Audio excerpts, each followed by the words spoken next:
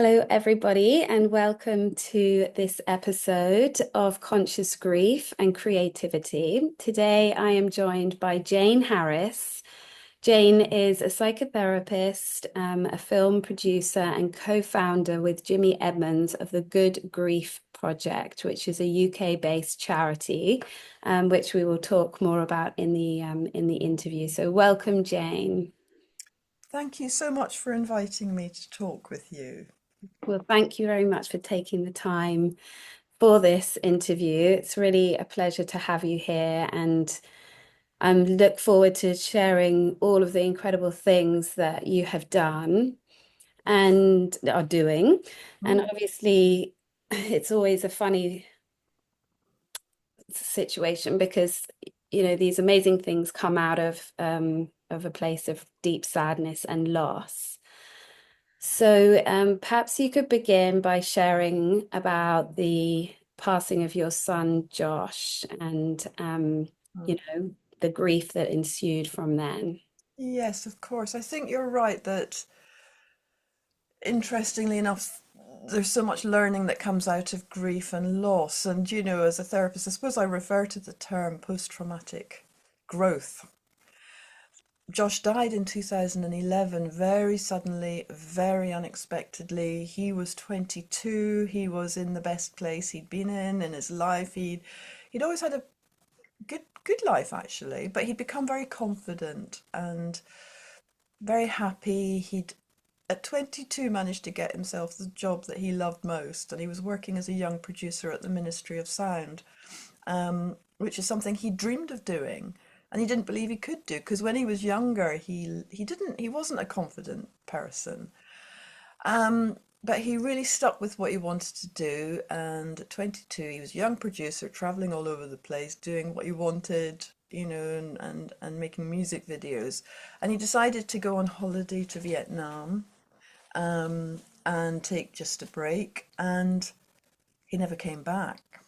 Now, it's like that was in 2011.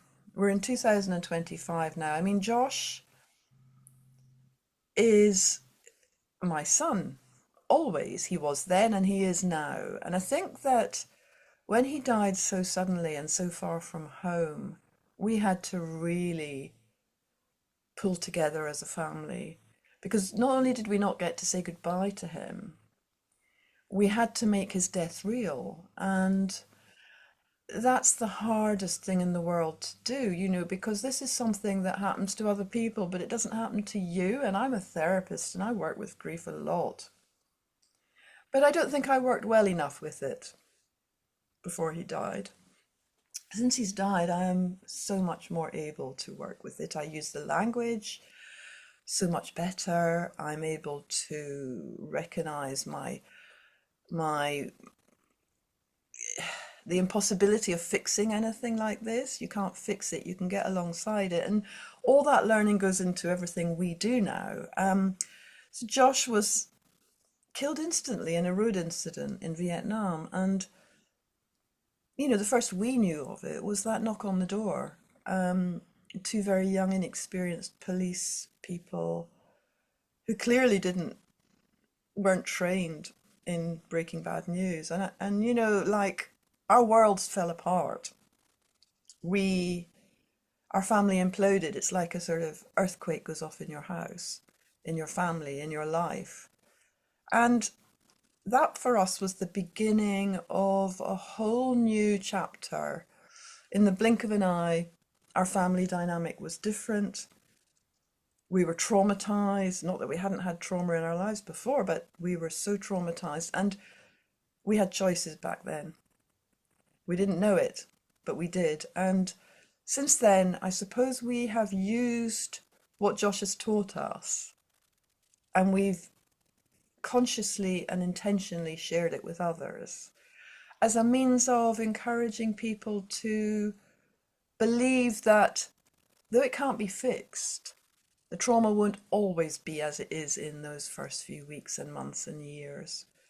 You never get over it, but you do learn to live with it, and we live very well with it.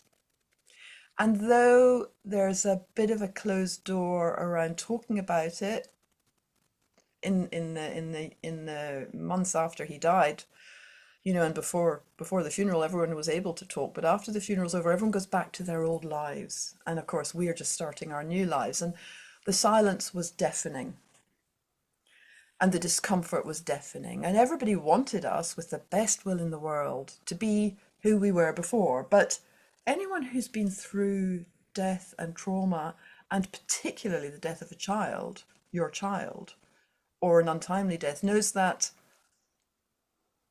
it's it's like nothing else. It's so shocking. And so we decided we would do what we'd always done and work creatively with the ideas around making Josh's death real. We'd made films. Jimmy, his dad, my husband, is a photographer. He'd used photography before, and he immediately started putting photos together and working with photography. We made a film of Joshua's celebration of life. We involved all his friends, who were horrified at first and said they couldn't be involved. And of course, they didn't know that it was going to help them. We didn't know it was going to help them, but everybody got involved, and that was called Beyond Goodbye. And then as time went on and the silence deepened, myself and Jimmy decided that we needed to make a road trip. Our last family holiday together had been in New York, where we'd done a house swap, and it was the last time we'd been as a family on holiday, just the year before Josh died. So we thought it was very fitting to do this road trip again after his death. And so we had some support from the Winston Churchill Foundation Memorial Trust, and we researched and spoke with Robert Niemeyer and other professionals and other charities, the Compassionate Friends, for example, and we sought out people who wanted to be involved in our film. And we were overwhelmed with responses. And the road trip kind of developed out of that. And the road trip was basically driving from New York to San Francisco, interviewing bereaved parents en route. And we were amazed at how many people wanted to talk to us. But then we know that that's because nobody wanted to talk. Nobody wants to talk to bereaved parents or siblings. So they couldn't believe that we wanted to listen. And it's all about listening, it's not about fixing.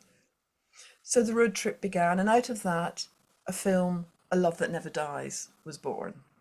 The clue is completely in the title.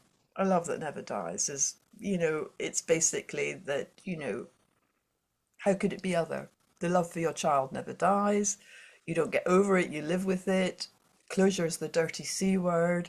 Frankly, there's so much to learn about grief and death. And we used film and photography, as I said before. This film launched in London at the Prince Charles Cinema, much to our surprise, to a packed audience, because people had said, look, come on, who's going to want to watch a film like this? I mean, really? We sold out. It was huge. It was massive. We got coverage across the media, even in papers like the Daily Express, in the Guardian. We were so well received. And it was really nice to know that people were interested in finding ways of moving forward after grief and were interested in our story.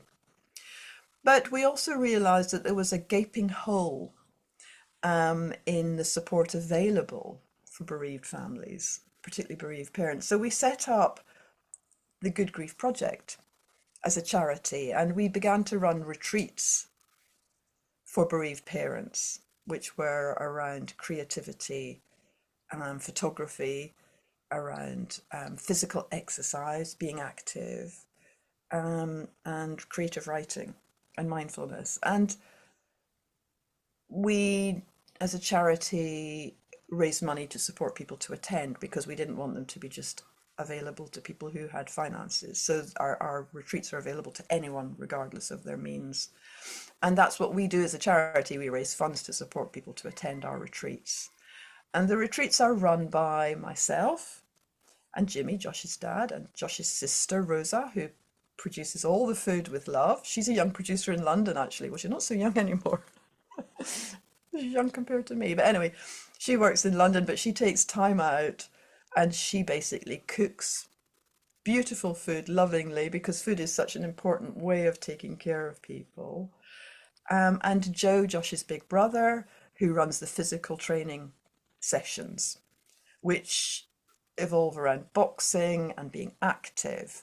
But the kind of culture behind what we do is one of being proactive and intentional, finding meaning again, finding hope, peer support. We were very inspired by our charity called the Compassionate Friends, Mhm. which we became involved in very early on in our grief.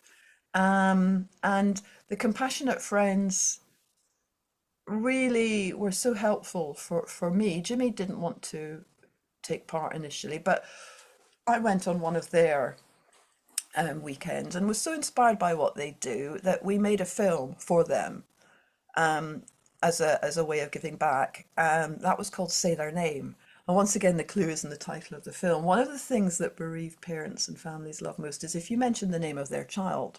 So if somebody says to me, I was thinking about Josh, I'm wondering what it feels like all these years on, or they mention a memory, it might bring a tear to my eye, but it's a tear of kind of happiness in a way that people have had the courage to name him and to acknowledge respectfully that he is not someone we forget.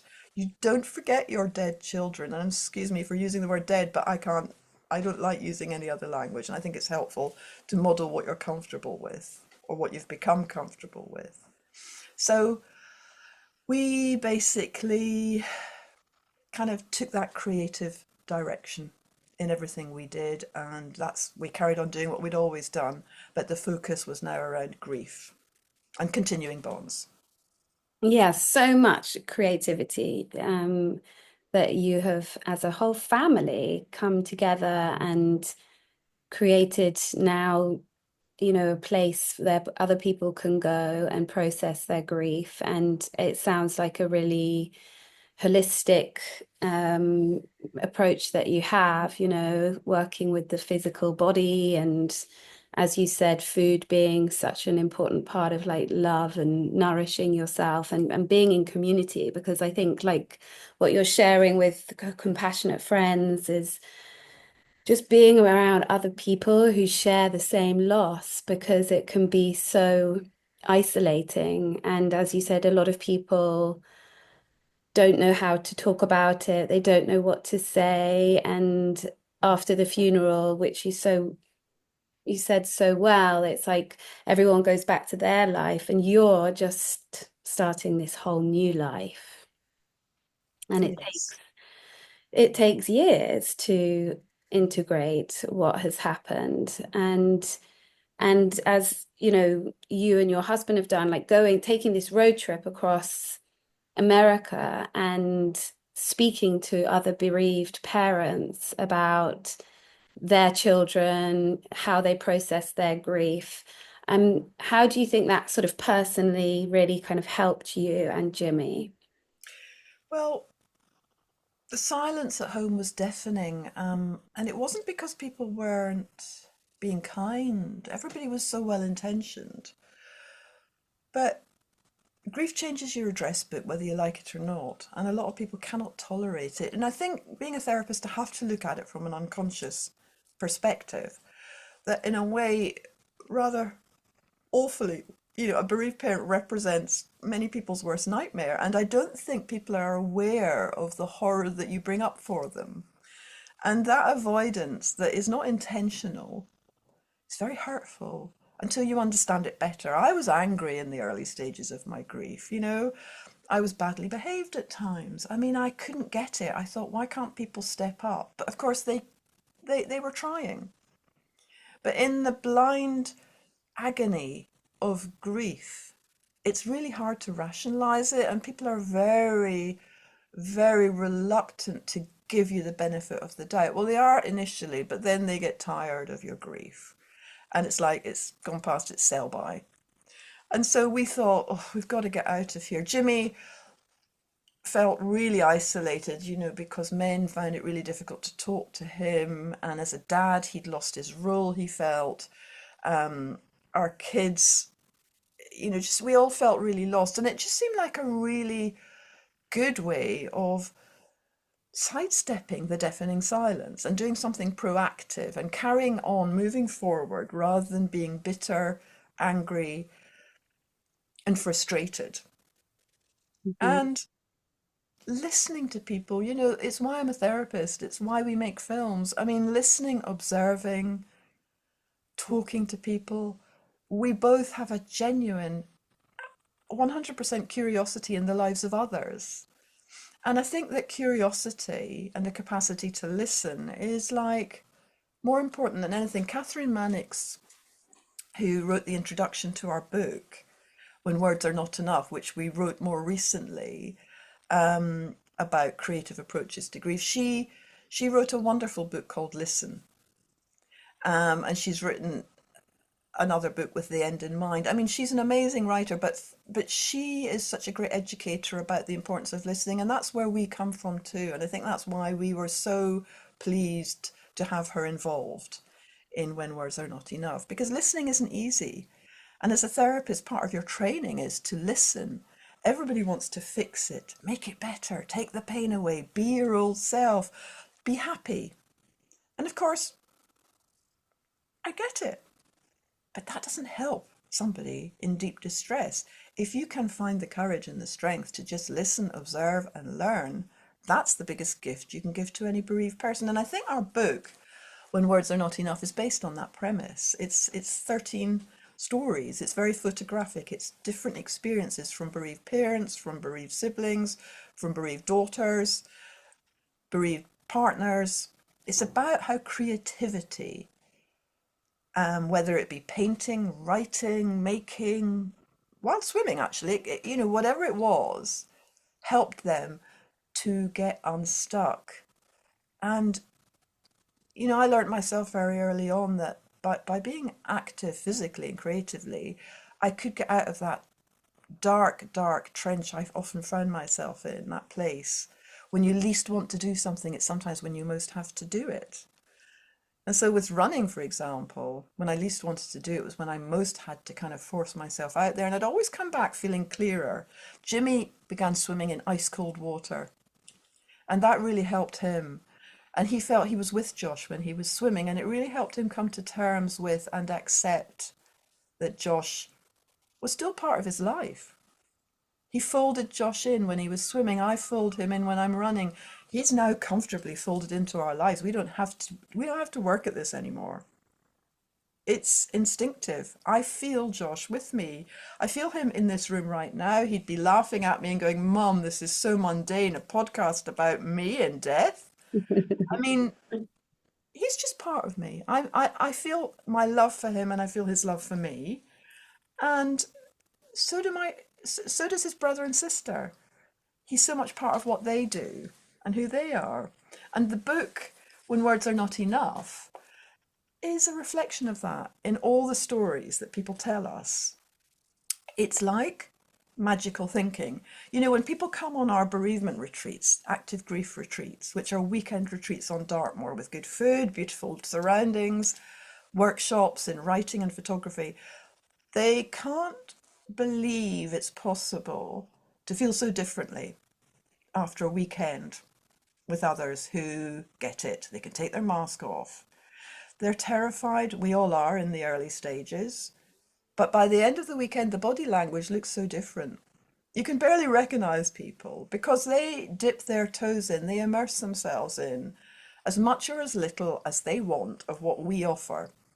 There's no pressure Mhm. at all to take part, but everybody does. And every person produces the most beautiful photographs around the theme of continuing bonds, bringing photos they can barely look at the beginning of the weekend, and by the end of the weekend, they've produced a new photograph, something to take with them to help them internalize their child and begin to carry them more comfortably within them.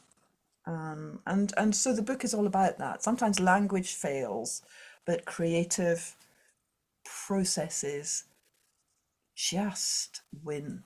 Mhm. I know. Would you? I have a copy of your book here as well to show people, and it's beautifully illustrated with lots of images. And lots of inspiration, as you say, because it's different types of loss and people, choose different mediums of creativity to help them process. And um, I really like the sentence that in the introduction you found, that the process of creating something new to fill the void left by a loved one has been truly cathartic. And that's what happens, isn't it, when somebody leaves our life, this big void, this big hole, and how do we fill that, or what do we do with it?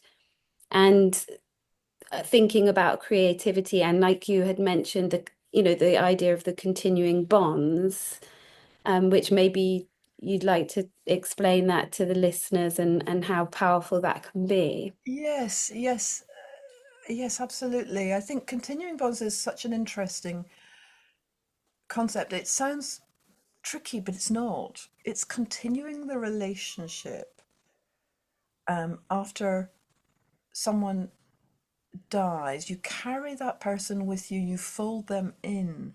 The jagged edges become less jagged and you feel more comfortable. Um, a lot of people who I see for therapy or within organizations where we give talks and presentations to companies about grief worry when they're talking about death, they worry that they're going to forget their loved one. And I think that's a normal thing to worry about in the early stages of grief. But actually, that's not the reality. It's about being able to comfortably accept that person's death, look at photographs, write, do whatever it is, make it real. Whether it's creating a ritual, planting a tree. But understandably, I think the fear of dipping one's toe into the pain makes people very avoidant. And I think the book is all about that. Can I just read you a tiny bit from the Yeah, book, please actually? do. It's about it's basically it's in the chapter called which is headed Continuing Bonds, and at the back of the book we have lots of tips and hints about what helps and what doesn't help. But this chapter on continuing bonds, we have choices when someone we love dies. We can bow to the pain of their loss and try to forget. We can tidy away their photos, their letters and drawings, put them in the attic along with the shoes and socks and the clothes they once wore. We can file all the memories and stories that these represent in a box called Archive and decide to move on. Or we can honour those stories, bring them into the light of day, recount them again and again, embellish them if necessary, embedding them securely into the narratives of the lives we live now. For us, the cost of forgetting would be too hard to bear. We made Joshua, we gave him life, we were his parents then, and we're his parents now. We still love him as we love our other children. Our love has turned to grief, and to deny it would be to deny the reality of his and our existence. It is, in fact, an essential part of who we have become, of who we are now. And for me, that sums up Mhm. where we're at. All these years since he died, 2025, he died in 2011, but he's taught us so much. And this book, I suppose, is our handbook of learning. He taught us all that, and we Yeah. can share it. Yeah, quite rightly, and to help other people. And as you say, the relationship never dies. And I know that some people might be listening and they, I know that, for example, when parental loss, and some people lost their parents when they were very young, like that before they have memory of their parents. But I always say, yes, but you have a bond because that was your parent, and you can still honor that bond, um, even without memories, because there are things that we can still do creatively to connect us with them. Yeah. Yeah, so a bond is always a bond, and that never dies. Yes, and I think in the early stages of grief, it's very hard. There's no right or wrong way to do any of this. I think people need to be allowed time and space. And it breaks my heart when clients say to me, look, I've been told it's been 6 months and I should be over it, or why don't I feel better? And it's like, it's still the first year, it's still the second year. Give yourself time, do it your way. We've had people come on our retreats who've never addressed their grief. We had an 80-year-old woman registered blind who came on one retreat, took part in the boxing, felt helpless and hopeless, left empowered and said that she felt so good that she'd been able to start that conversation. I mean, Wow. how amazing is that? It's never too late to begin that grieving process. It's okay if you're supported by the right people and you make the right choices. Yeah, I'm so pleased that you've said that because I think there really is sometimes we think we should, as you said, that we should be over it by now, that many of us may not even get to our grieving for decades after a death. So that it doesn't matter. It's never too late. It's never too late to you know, to grieve and to do it in a creative way. And I think people really need to be reminded of that because you may think, why is this coming up now in my life when this happened 30 years ago? But we don't know when our consciousness will be ready, to have the time to do that. Yes. Yes, and grief is hard work. And I think people need to have the confidence and the right support. And I think that's really what it's about, you Mhm, know, supporting people to move forward in their grief. mhm. Yeah, and it's also a matter of like how much is going on in your life as well.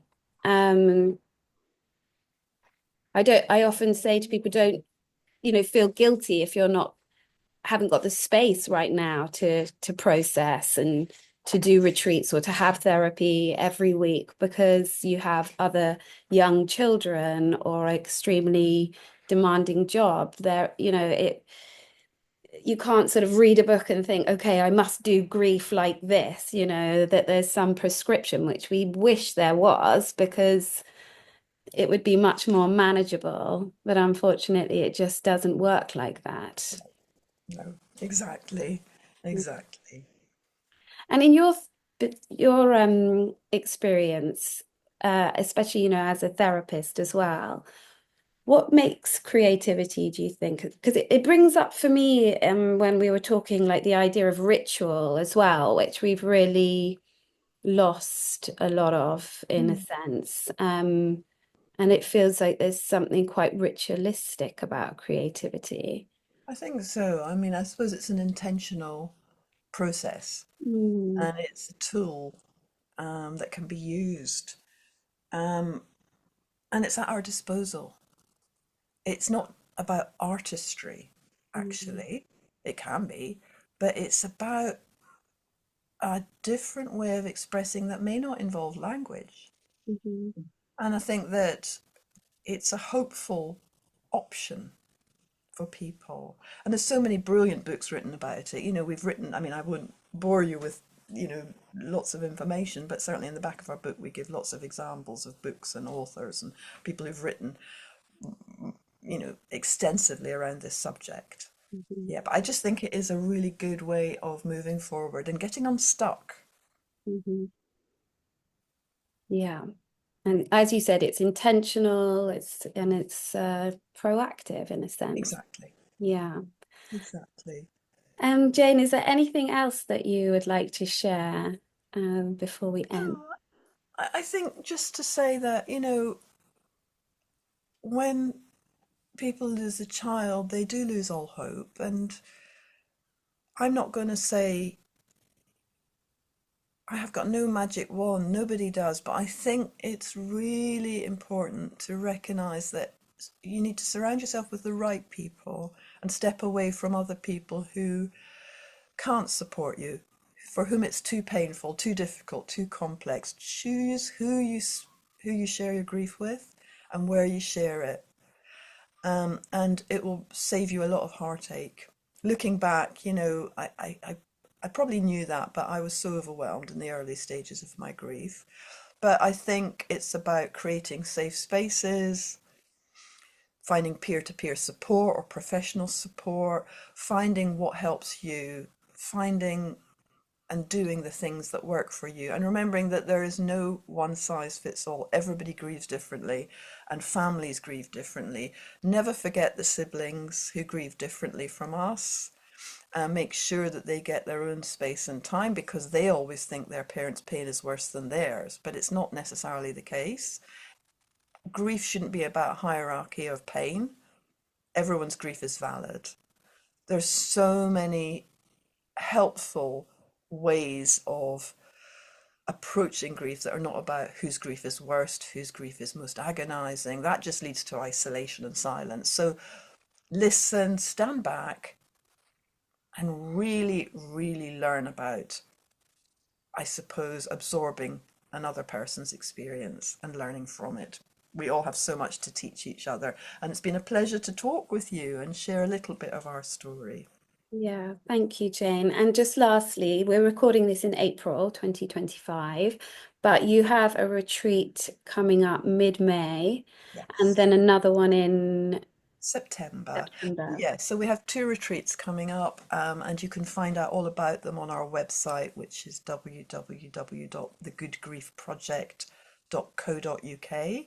And all the dates for the retreats are in there, as well as all the information about our books, and When Words Are Not Enough, and our films, including A Love That Never Dies and Say Their Name. It's all on the website, and we have a newsletter and a Facebook page and Instagram page and LinkedIn. And I suppose we engage with social media, and interviews, and talking to people, because how else do you connect with other people? We want to share what we have on offer, and we want to make it accessible, and that's what, as a charity, we we aim to do. We raise funds to support people to come on our retreats and to use our resources and to make them available and to share.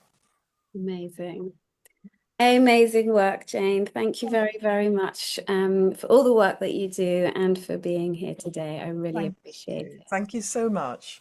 And thank you to everyone that's been listening. Bye. Bye.